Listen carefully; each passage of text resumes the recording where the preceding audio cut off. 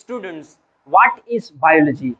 तो आज हम समझेंगे बायोलॉजी क्या है, क्योंकि जब भी आप नाइन्थ का बुक ओपन करेंगे तो सबसे पहला जो टॉपिक होगा वो यही होगा कि इंट्रोडक्शन ऑफ बायोलॉजी, बायोलॉजी क्या है। तो ये एक ऐसा बेसिक टॉपिक है जिस पे आपकी सारी बायोलॉजी की फाउंडेशन है। ये एक ऐसा बेस है जिस पे आपकी सारी बायोलॉजी खड़ी हुई है। तो इसे हम गौर से समझेंगे। चलिए पहले हम समझते हैं बायोलॉजी वर्ड को, कि ये बायोलॉजी वर्ड क्या कहता है। तो ये बायोलॉजी वर्ड जो है ये लिया गया है ग्रीक लैंग्वेज से। ग्रीक लैंग्वेज के दो वर्ड हैं जिनसे ये बायोलॉजी वर्ड लिया गया है, जो हमने यहाँ पे बोर्ड पे लिखे हैं। सबसे पहला वर्ड है बायोस। बायोस ग्रीक लैंग्वेज का वर्ड है जिसकी माने है लाइफ, जिंदगी। और लोगोस जो भी ग्रीक लैंग्वेज का ही वर्ड है जिसकी माने है स्टडी।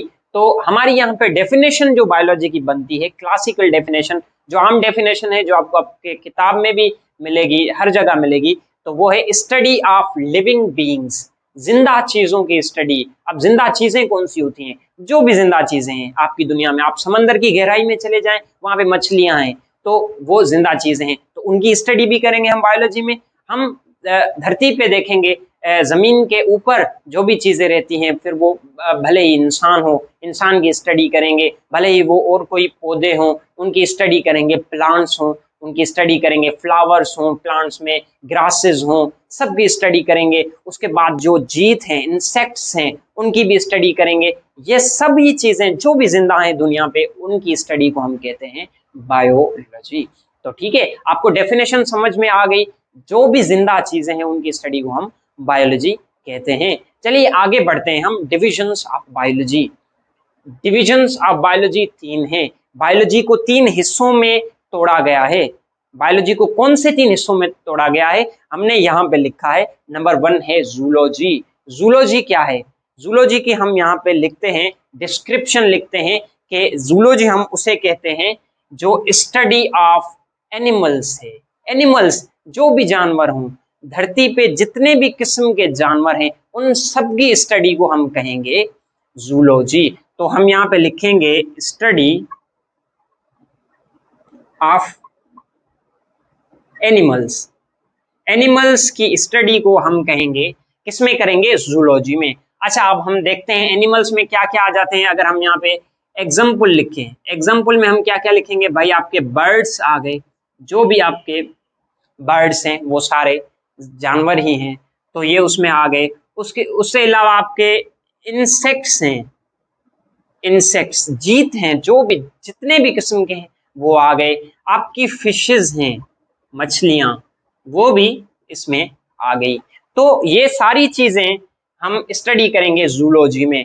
जितने भी किस्म के जानवर हैं उन सब की स्टडी हम करेंगे यहाँ पे। तो ठीक है, हमें समझ में आ गया जूलॉजी। अब हम समझेंगे दूसरी डिवीजन जो है बॉटनी। बॉटनी क्या है? अब सारे जानवरों की स्टडी तो हमारी जूलॉजी में हो जाएगी, तो बॉटनी क्यों है? बॉटनी है सारे जो भी दुनिया पे प्लांट्स हैं, जितने भी अकसाम के हैं, उन सब की स्टडी हम करेंगे बॉटनी में। तो इसकी डेफिनेशन क्या होगी? The study of plants is called biology. तो हम यहाँ पे इसकी डेफिनेशन भी लिखेंगे। सिंपल डेफिनेशन है, इतनी हम डिटेल में या इतनी डिफिकल्ट डेफिनेशन नहीं लिखेंगे, सिंपल डेफिनेशन लिखेंगे। Study of plants. आपको पता है प्लांट्स भी मुख्तलिफ अकसाम के होते हैं, उनके भी मुख्तलिफ किस्म होते हैं। तो चलिए कौन कौन से किस्म हैं? रोज, इसको हम कर देते हैं फ्लावर्स। जो भी फूल हैं, कितने कितने किस्मों के फूल होते हैं, बहुत सारे किस्मों के फूल होते हैं, सभी की स्टडी हम करेंगे बॉटनी में। तो आगे हम फ्लावर्स से हटके हमें क्या क्या मिलता है बॉटनी में? दूसरे हैं हमारे क्रॉप्स। क्रॉप्स आप जितनी भी फसलें हैं आपकी, आप गंदम खाते होंगे, आप बाजरी खाते होंगे, आप ज्वार खाते होंगे, ये सब चीजें आपकी आ जाएंगी बॉटनी में। तो समझ रहे हैं? तो स्टडी ऑफ प्लांट्स हम करेंगे बॉटनी में। तो चलिए आगे चलते हैं।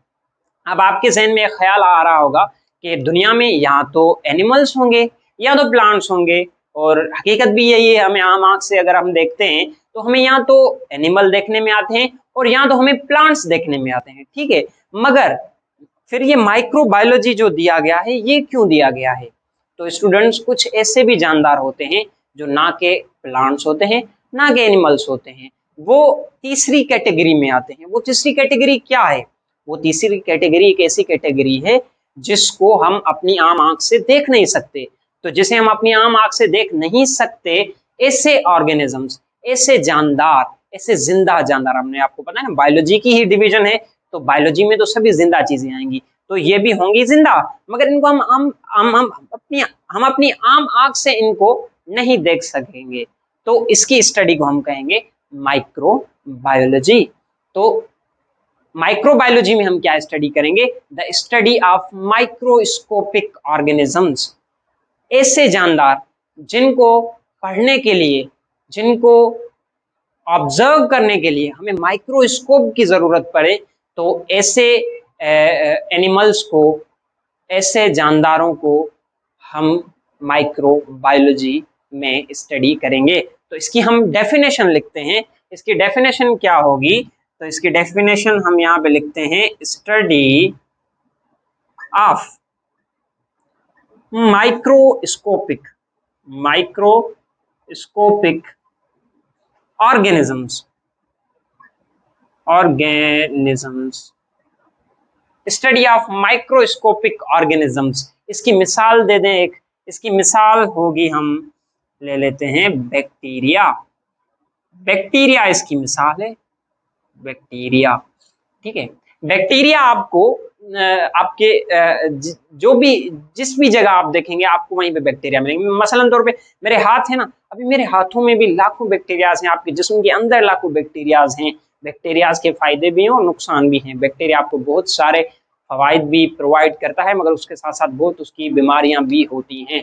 तो हमने आज क्या सीखा? हमने आज के लेक्चर में ये सीखा, पहले हमने सीखा बायोलॉजी की डेफिनेशन क्या है। बायोलॉजी की डेफिनेशन क्या है? जो भी जिंदा चीजें हैं दुनिया पे उनकी स्टडी को हम कहेंगे biology. The study of living beings is called biology. उसके बाद हमने सीखा कि डिविजन्स ऑफ बायोलॉजी, बायोलॉजी को 3 हिस्सों में तोड़ा गया है, 3 डिविजन्स में तोड़ा गया है। क्यों तोड़ा गया है? क्योंकि साइंटिस्ट थे, उनको मुश्किल पेश आ रही होगी सभी को एक ही जगह स्टडी करने में, तो उन्होंने क्या किया कि डिविजन्स बना ली। अब सभी जानवर हैं उनको अलग स्टडी करेंगे, सभी प्लांट्स हैं उनको अलग स्टडी करेंगे, और वो जानदार जो हमें आंख से नजर नहीं आते उनको अलग स्टडी करेंगे। तो ये तीनों जानदार, ये तीनों जानदार जो मुख्तलिफ अक़साम के हैं, उनको अलग अलग डिविजन्स में तोड़ के हमें बायोलॉजी में इनको अलग अलग स्टडी करना पड़ता है। तो ये था आज का introduction to biology. Hope so आपको समझ आ गया होगा। अगले लेक्चर में हम ब्रांचेस को डिस्कस करेंगे। तो मिलते हैं अगली वीडियो में।